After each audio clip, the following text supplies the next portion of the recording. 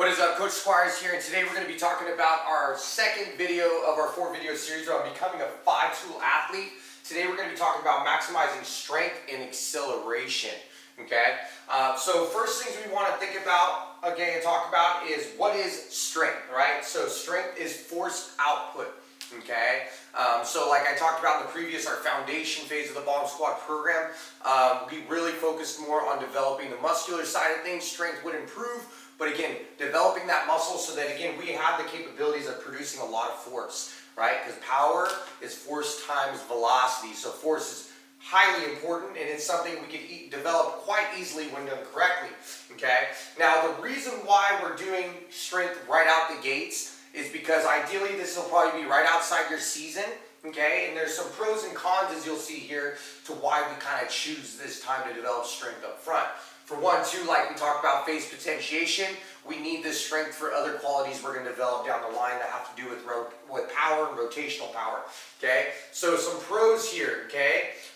More force means there is more power opportunity, right? Because again, force times velocity, so if I can expand the amount of force I can create, then that means most likely I'm going to be able to produce more power.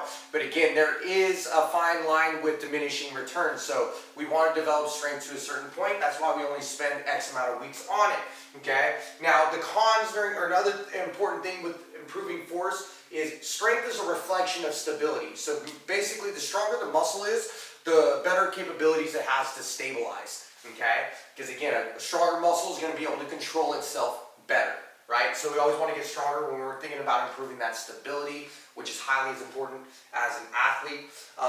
And then also too, we have some cons here, and the reason why we choose this time is because typically if we are really focusing on getting stronger, improving our numbers, in the gym at least, there's a high opportunity we might get slower, okay? Now we're going to do things to help mediate that, but this is just one of the risks we run.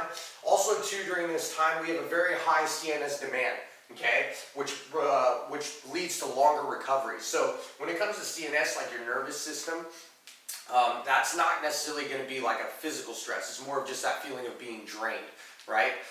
So again, that's why too, we're typically not going to get a bunch out of our speed training during this time, but things we can do is improve acceleration. And main reason being is like the first note here is that acceleration is extremely muscular driven, okay? So acceleration is just what we do in order to get to speed. So how hard we're pushing with our muscles and creating force with our legs is what's going to help us get up to speed where then we start turning over and being a little more elastic, okay? So acceleration is more muscular, top speed is more elastic, okay? That's why we always want to pair typically acceleration with our strength training, because they go hand in hand. Improve muscular strength, improve muscular outputs, right? Okay, so one thing too that we can do to improve our speed is improve our technique, which plays a major role, especially during acceleration. Okay, so things we focus on is posture and projection. Okay, so we do these with resisted sprints, utilizing banded sprints and things of that nature, running up hills. Also, too, a few different drills we do with the cone drills. Then we also have force application into the ground. Okay, so how efficient you are at applying force into the ground is going to have a great high reflection on how fast you are. Okay. Also, too, when we're doing these things, it's going to improve our running efficiency, and it's going to allow us to get to speed quicker, okay? So this is the reason why we focus on this right out the gates. We're kind of forced to focus on mainly acceleration because of this, and we still want to always, like we said before, work on our speed and velocity qualities, okay? So things to get into too now is talk about the training split that we will be doing to maximizing our strength and acceleration. This is the exact thing we use within our Bomb Squad program, so becoming a 5-tool athlete program basically, all right? So first day, we still always prioritize top speed because of what's called speed reserve, okay? So if I can run faster, that means that I'll be able to run faster under fatigue. So if I'm a little fatigued from my training and I want to get the most out of my acceleration, I still need to do things to keep that top speed up so that my acceleration stays high.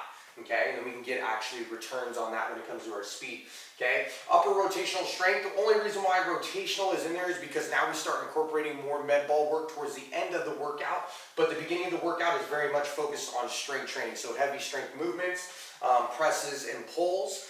okay? And then we go into our day 3, which is our lower body strength. One thing you'll notice with all of our training is we're always trying to prioritize and make it so that we're rested for our speed days. Okay, because again, as a rotational athlete, specifically baseball and softball, your speed is going to have a lot of carryover into all your other play and skill work. Okay, day 4 rest day, so you can do whatever, bang balls in the cage there. And then day 5, we're going to be working on acceleration and agility. Okay, now with these 2 days too, they're not super long days. Okay, these are days that are probably 20 to 30 minutes, 45 or 40 minutes or so if you are taking longer breaks and stuff, which we do encourage.